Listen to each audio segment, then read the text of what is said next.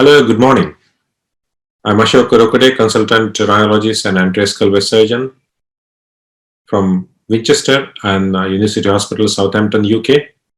I welcome colleagues from around the world on behalf of organizing team to the second day of inaugural Winter Global Rhinology and Skull Base Surgery Webathon. Global Rhinology Network is a non-profit organization with a mission to foster surgical education in rhinology and skull base surgery.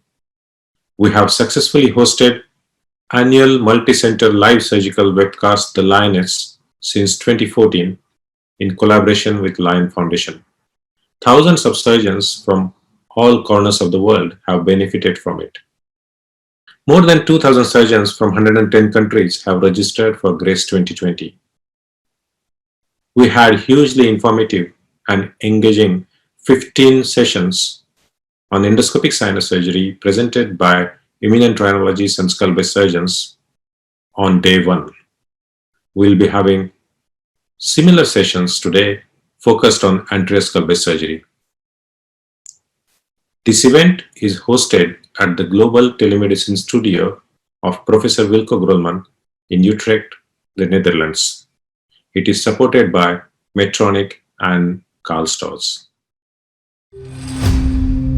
Imagine, what if you could do even more to bring relief to your chronic rhinosinusitis patients with technology customized to your unique clinical and facility needs? Introducing Stealth Station Flex ENT Navigation System, a customizable system from Medtronic ENT, a market leader in image-guided surgery technology.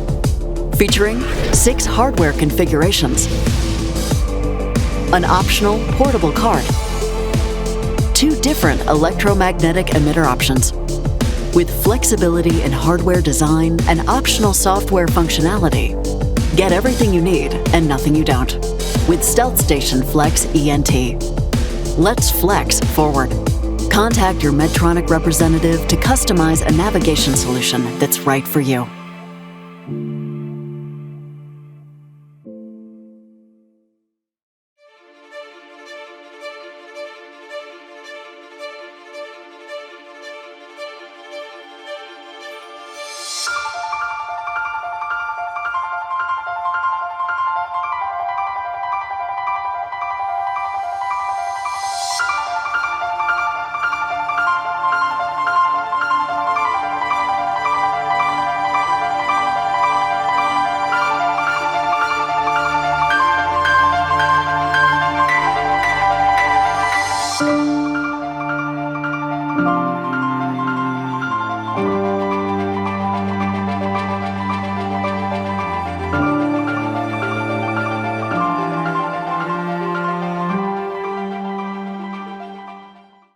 So thank you very much for the kind invitation. I must compliment you, Ashok, on an amazing conference. The caliber of the presentations and the panelists are outstanding. It's my great pleasure to introduce Paolo Castelnuovo, a friend, a colleague who we've worked with for many years. He's the chair and head of the department at Varese, as we all know. He's also the director of surgical specialties in that institution. I think he's quite unique in that he's probably amongst the few amongst us who has walked the whole journey of endoscopic sinus surgery from its birth and conception in the 1980s with the inflammatory disease and in bringing in the era of skull base surgery. He's probably the one who's pioneered all the way through all of those steps. In that time period, he's published almost 200 papers, over 100 book chapters, written several books himself, and the collaborative work has really added an amazing amount of database knowledge to us. I think the most important factor I would say about Paolo is he is a passionate teacher, and not only in the fact that he contributed on so many courses and conferences, but I think his teachings have touched almost all of us, and he's definitely educated a whole generation of surgeons in endoscopic and skull base surgery. So, Paolo, if I could please ask you to give us your thoughts about extended approaches to frontal sinus surgery. Thank you. Thank you so much, Anshul, for your kind words. They are really too much. Well, it's always a pleasure to share time and knowledge with you.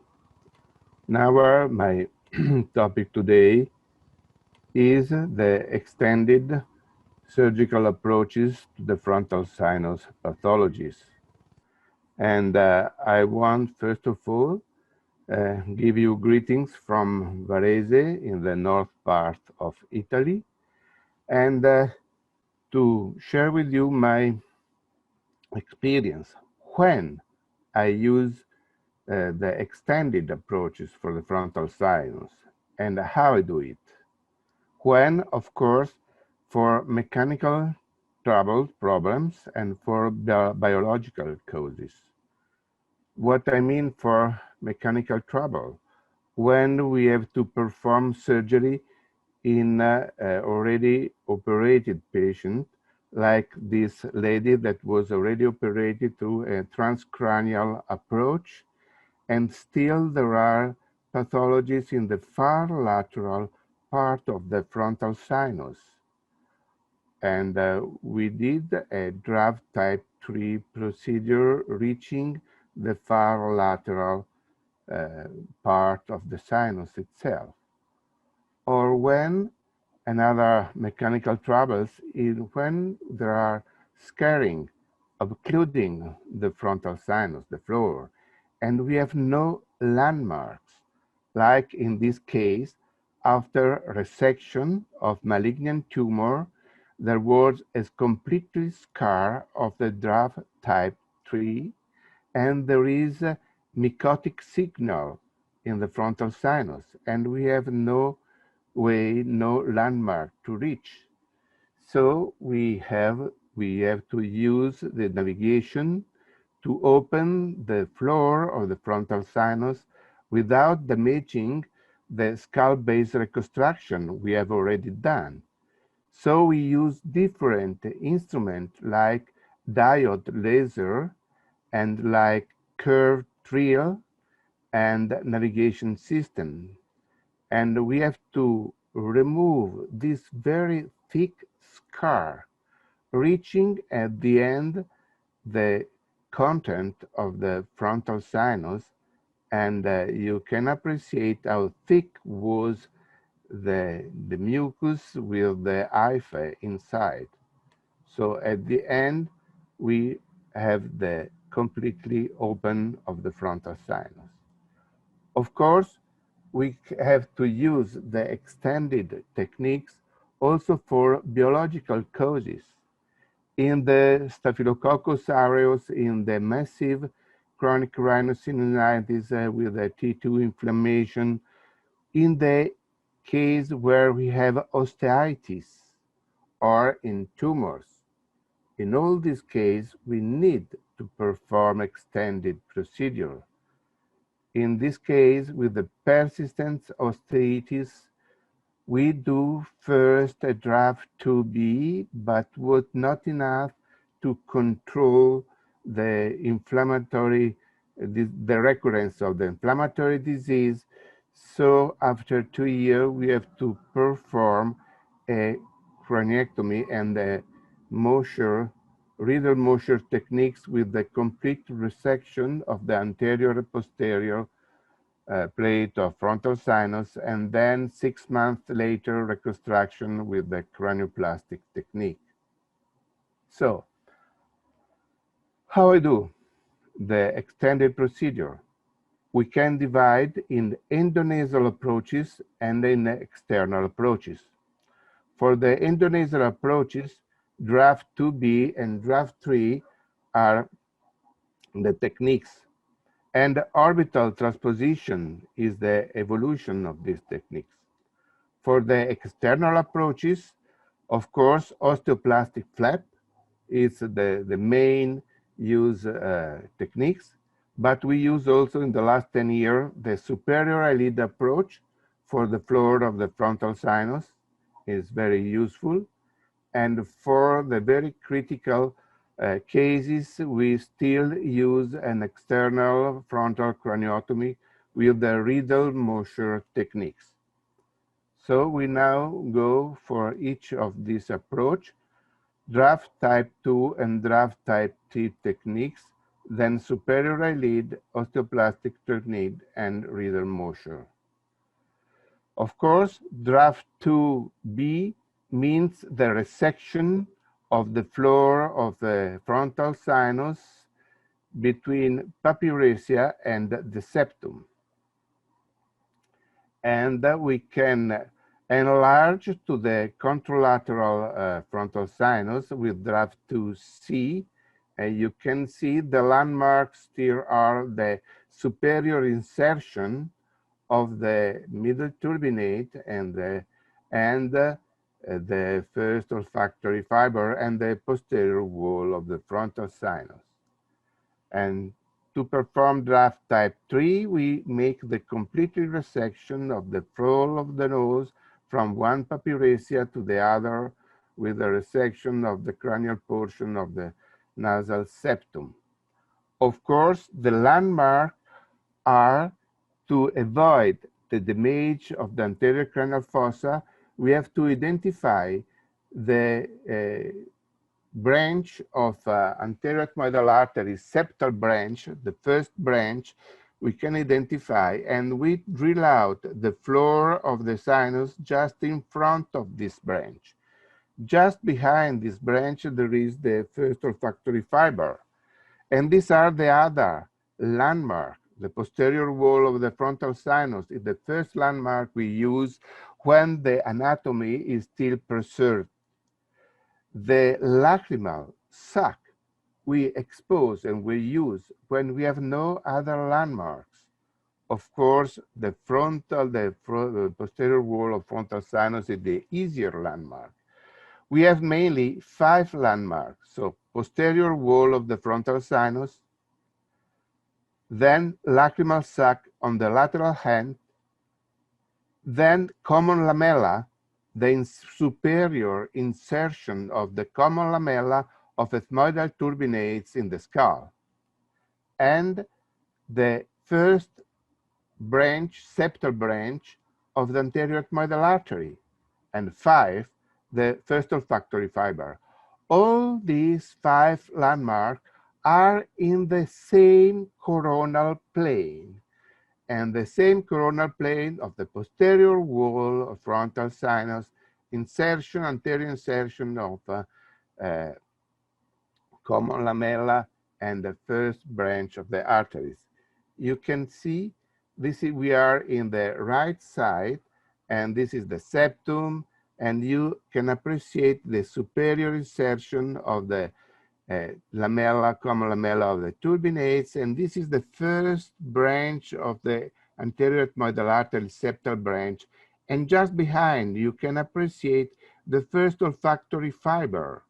All these 5 landmarks.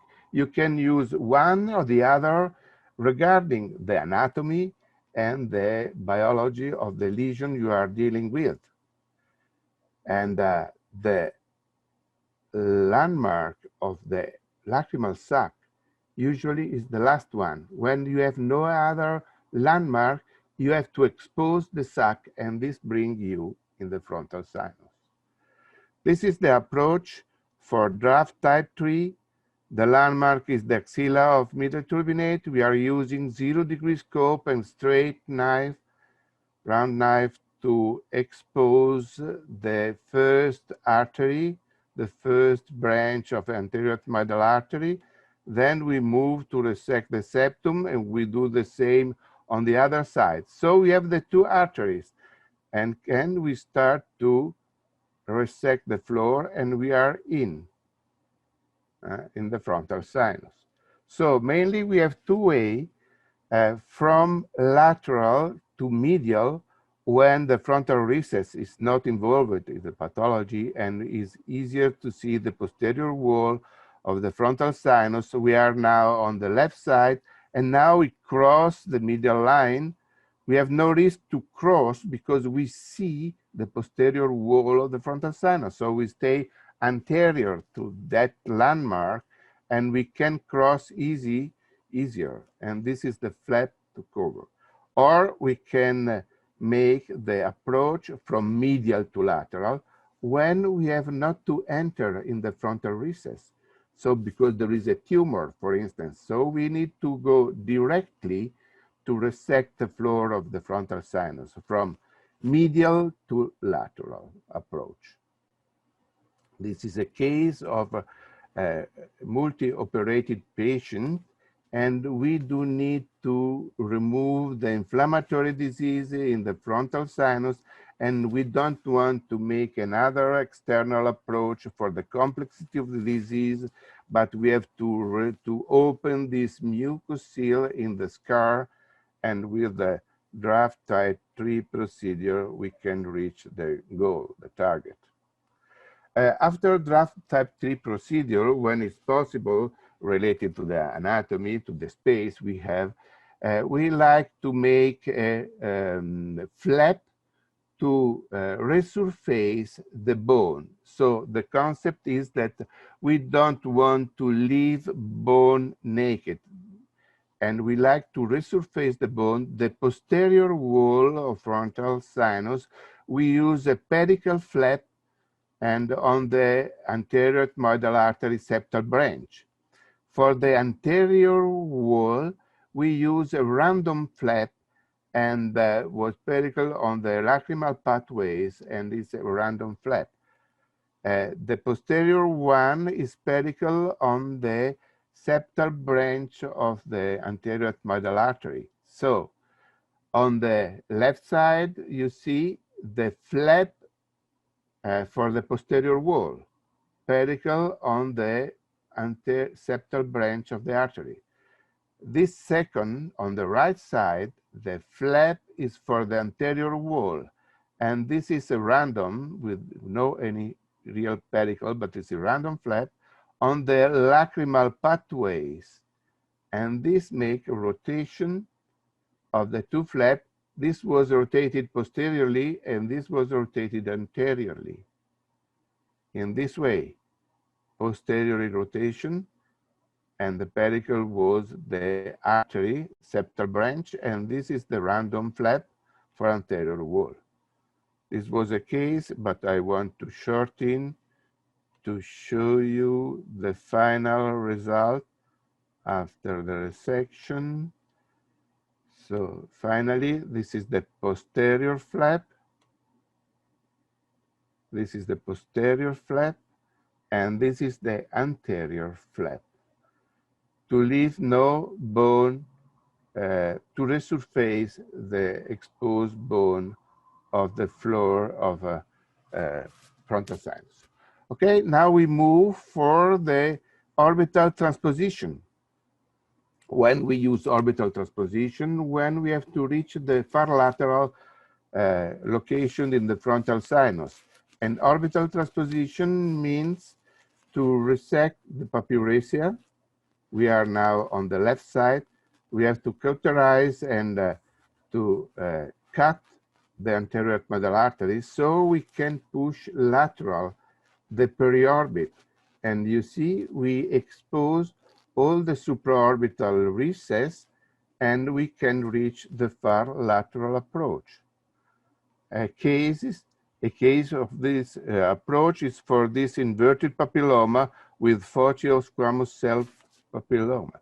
And we have to clear all the supraorbital cell space, cauterize the artery, and then drill out.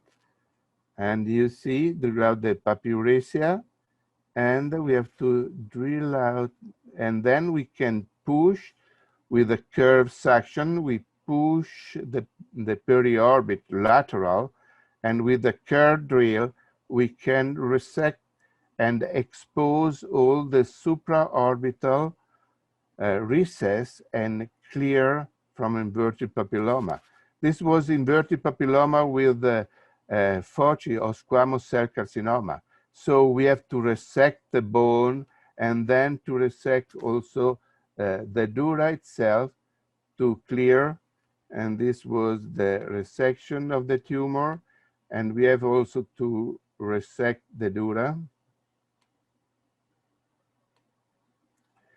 And then we have to resect the dura, and then we have to make the skull base reconstruction with the fascia lata intradural, and then with the fascia lata and gasket seal, a fragment of a cartilage, and then third layer, a free graft of mucoperiosteum of a middle turbinate.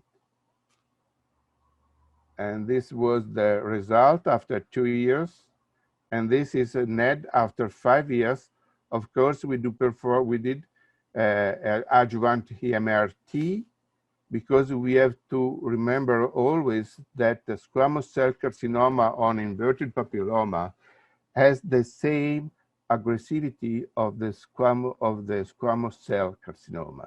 So this, in our experience, was the 5-year overall survival and disease-free survival in the squamous cell carcinoma on inverted papilloma. The superior lead approach is another extended technique we can use to reach the floor of the frontal sinus. In the superior elite techniques, we have the must is to preserve the levator palpebrae muscle. And to do that, we have to make incision of the orbicular muscle, and then we have to locate and identify the levator palpebrae. We have always, it's mandatory to preserve. Then we can find on the lateral side the plane of the periosteum, of the periorbit. And it's mandatory to preserve the periorbit. And then we can find the landmark inside. This is the recurrent meningeal branch. This is the superior orbital fissure.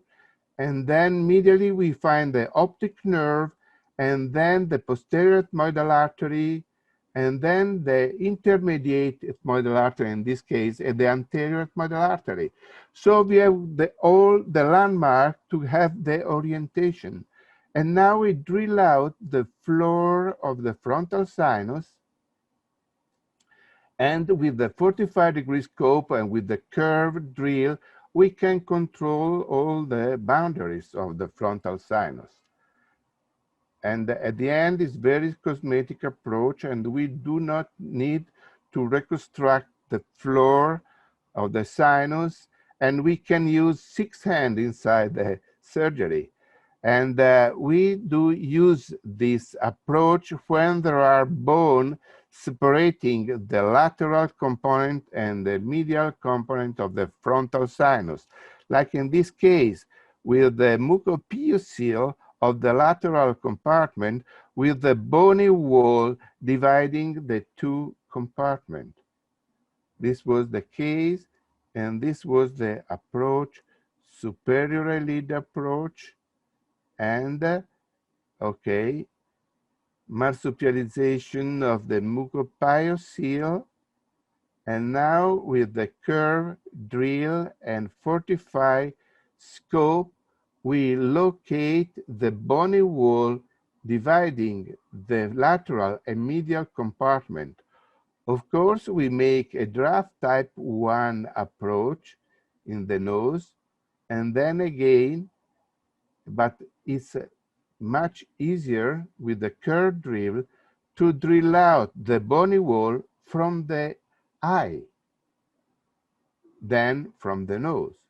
So we can be less aggressive in the nose. We do not need to perform a draft type 3 procedure.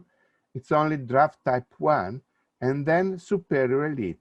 We resect the bone dividing the lateral component. This is the medial component of the nose. You see the curved tube. Okay. And okay, the control. And this was another case of superior elite approach after draft type 3 procedure. This was the inflammatory tissue, was a mycotic tissue on the floor of the frontal sinus, and this tissue is adherent to the periorbit. So with the draft type 3, we were not able to resect this tissue, and to perform this, we make a superior eyelid procedure. So you can combine draft type 3 procedure and superior eyelid, and you see we resect all the pathologic tissue and the bone from the periorbit, leaving the periorbit intact. So we do perform a combination with a multiportal approach, draft type 3 and superior eyelid approach. This is from the eye, and we have the scope in the nose, so we can make a multiportal approach. Okay, and this was the case with the complete clearance of the mechiotic tissue, and this was the control after the combined approach. Another indication is the biopsy. We accept this patient with multiple episodes of rhinosinusitis, but after magnetic resonance, we have some doubt. This is not inflammatory disease. You see, there is an enhancement, very irregular, but this enhancement and the disease extended in the orbit. So we decide to make a biopsy in this frontal sinus. And the more significant tissue was in the lateral side of the sinus. So we decide not to perform draft type 3 to reduce the morbidity, but to perform a superior eyelid approach. And with the superior eyelid approach, we can reach, this is of course a draft type 1 approach once again, and with the, I cannot scroll, and with the superior eyelid approach, we reach the lesion, and we make the clearance of the frontal sinus, and with the resection of the tissue, with open, we protect the periorbit with this elastic sheet, and then we open the frontal sinus, and we take the tissue inside the sinus and inside the lateral wall of the sinus. And was the final histotype was a B cell lymphoma. So we move for chemio-radio exclusive, and this was the result after 3 years was NED of disease. Osteoplastic technique or Mosher-Riddle technique. When we use, of course, these two techniques, osteoplastic for benign lesion like osteoma, and craniotomy with Mosher, with the Riddle Mosher for the malignant tumor extended in the sinus, frontal sinus. We do not use anymore for the template the Caldwell projection, but we use the navigation system to harvest the osteoplastic flap. So we make the, with the navigation, we can do very precise the boundaries of the flap, and then we resect the osteoma, and so we can make.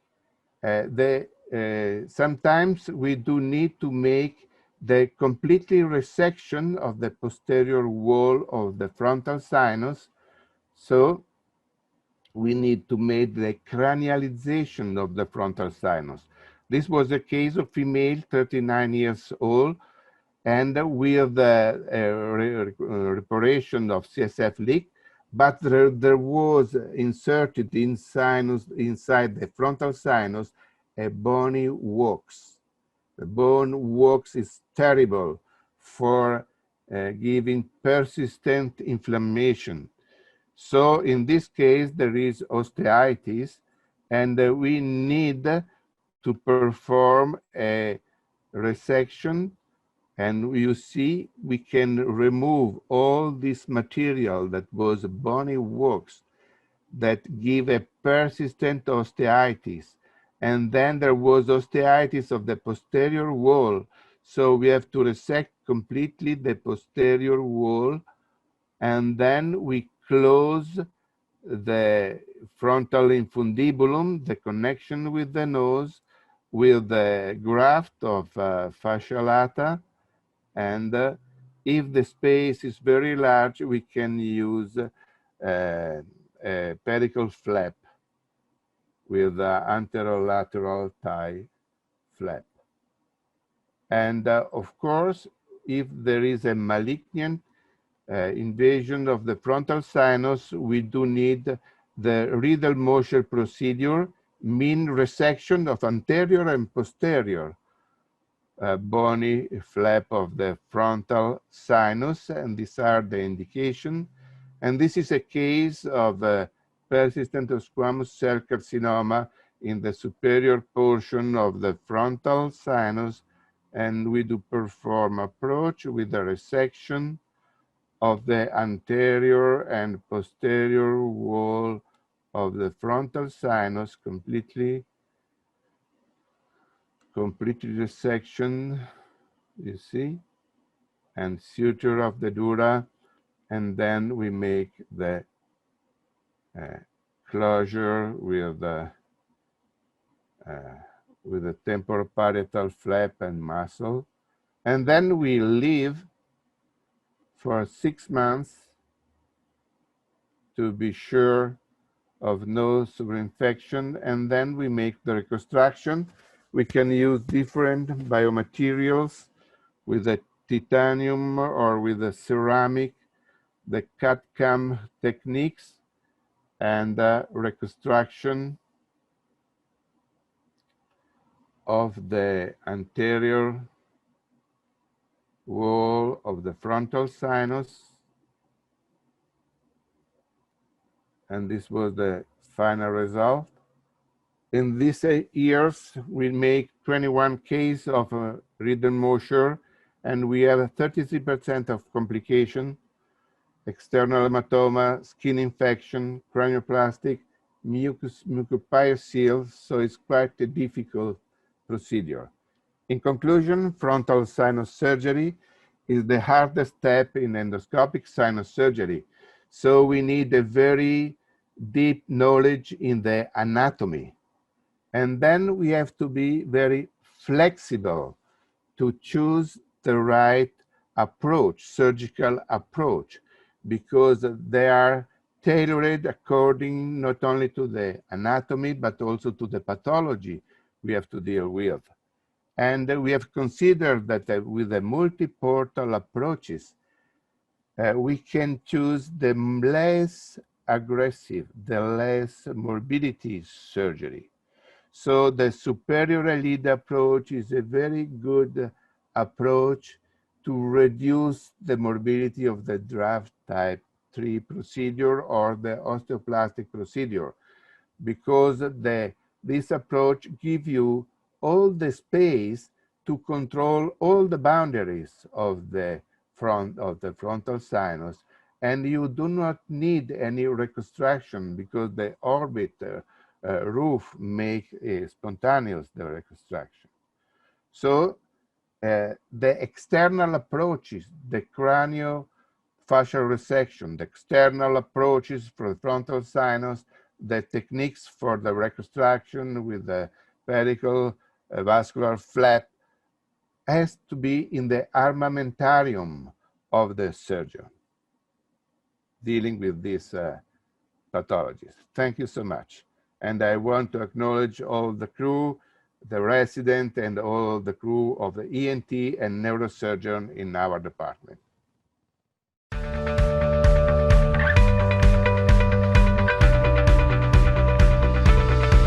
Stealth Station ENT, the advanced image guidance system for the full range of navigated ENT procedures.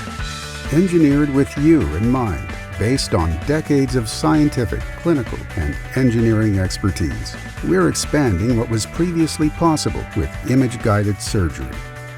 Flexible and elegantly designed, Stealth Station ENT streamlines the workflow so you can maintain focus. The flat, under-the-head emitter allows for an efficient setup. Its design allows for a large EM field. Easily find your patient's exam through a variety of network options, super speed USB, or optical disc. The visualization and modeling features give you the perspective you need. Leverage data from multiple sources to create high-resolution 3D images. View structures and pathology with high fidelity. Registration expertly matches the three-dimensional positioning of the patient with the preoperative images used for navigation. Patient registration combines registration methods and provides numerical and visual accuracy feedback. Leverage the latest technology for advanced surgeries. See more, do more. The result? You have an image-guided perspective like never before. With Stealth Station ENT, you're at the forefront of ENT surgery. You are Stealth.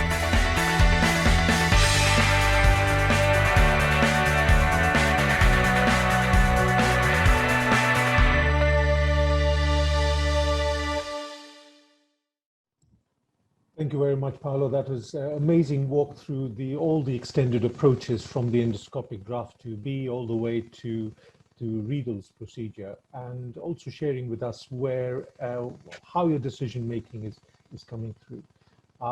If we've got a few minutes, there have been some questions that's come through. David Lobo and Rohit Goyal both questions very similar area. There's a lot of interest about the supra-eyelid approach. The question is multiple-fold. What is the difference between the megatrefine and that approach? Number one. Do you normally work with an ophthalmologist when you do that? And how do you monitor the orbit during that approach? Well, for the orbit during this approach, we never have problem with the compression, because with the silastic sheet is mandatory, because silastic sheet protect the periorbit. Because if you damage the periorbit and then you have to press the orbit, the fat goes in the surgical field and you have to stop. So protect, and also the silastic sheet make less important the compression, because it's not puntiform, but it's very large. Then the difference between the Lynch approach or the mini trepanation with this approach is the wide possibility to reach all the boundaries of the sinus. Because with the new instrumentation, with the curved drill, with the 45 degree scope, you can move your instrument inside the sinus, and you can make the multiportal through the endonasal and transorbital. If you do perform a Lynch approach or trepanation, you don't have any possibility to move, or you have to resect all the anterior wall, but this is not cosmetic and there's a very old technique. So in my practice, I do not perform Lynch approach or trepanation since 30 years. Since I did 5 times in my life. Thank you. So another question is, you talked through all the extended approaches. What do you feel about cranialization? Cranialization is resection of the posterior wall of the frontal sinus. So frontal sinus disappear. We preserve the anterior wall of the frontal sinus. This we did in very, very selected case. For instance, when we have the osteitis of the posterior wall of the frontal sinus, with the preservation of the anterior one. So, of course, are very rare and very selected. But in this case, we do not resect the anterior, we preserve the anterior wall of frontal sinus. And if we need more, it's more Riedel Mosher techniques. That means anterior and posterior. So a critical point in this procedure is that the brain never go anterior. So the brain never close the space with your reconstruction.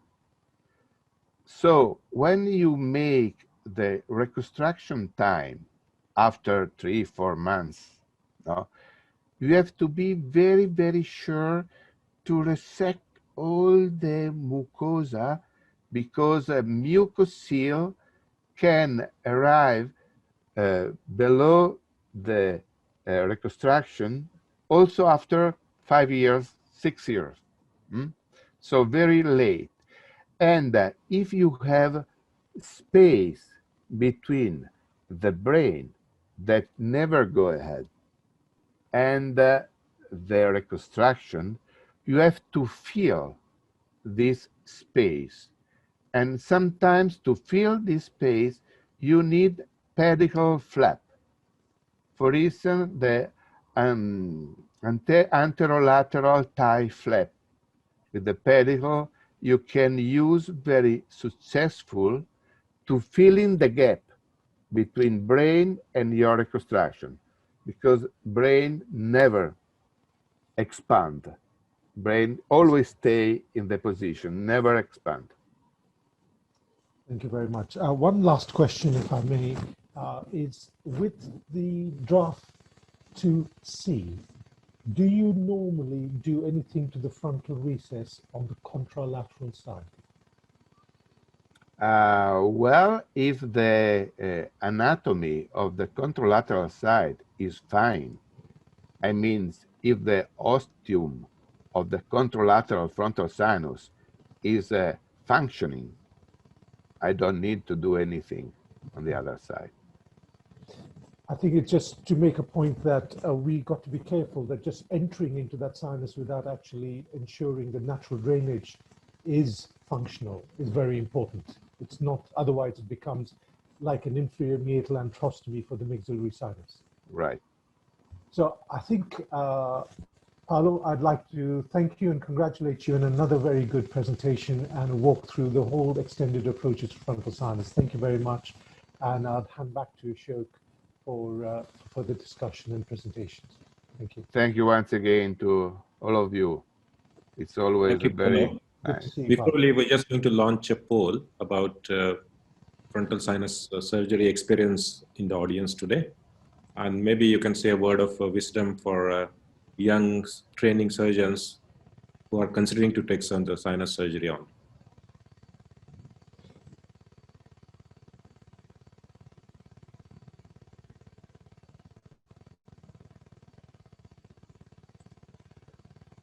So we'll wait to see what the poll says. The poll relates to how many procedures do you undertake in the frontal sinus area.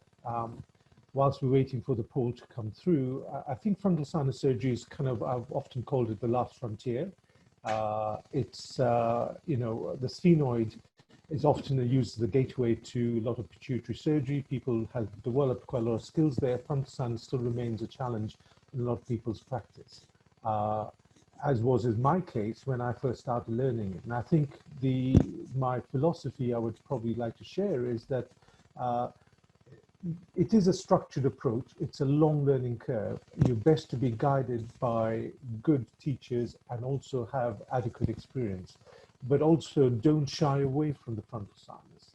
You learn on a systematic manner. You start learning from cases where where you have limited disease and then develop your experience progressively from that. And it's like any other situation, you need to know more than one way of technique of managing the problem, because undoubtedly the pathology or the anatomy may compromise your approach. So you need to have multiple ways of approaching it. But I would definitely encourage people to systematically look at this area, because we have shied away from frontal sinus surgery because we feel we may cause more complications. But as we've seen from so many of our panelists, if you approach it in the right way with the right techniques, cover up the exposed bone, be gentle with the natural osteum and drainage pathway, then you are going to get very good results.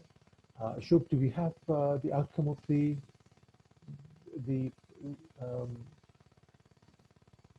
to share? Yes. So share the outcome now. So that's extremely useful to see, because I think it's 30%, so a quarter of the people are tending to do more than 12 cases a year. And I think if you were to go back 10 to 15 years, it is likely to be that would be less than 5% of individuals. So that actually just goes to show how a larger proportion of people are getting more comfortable doing frontal sinus surgery. And that's really encouraging to see.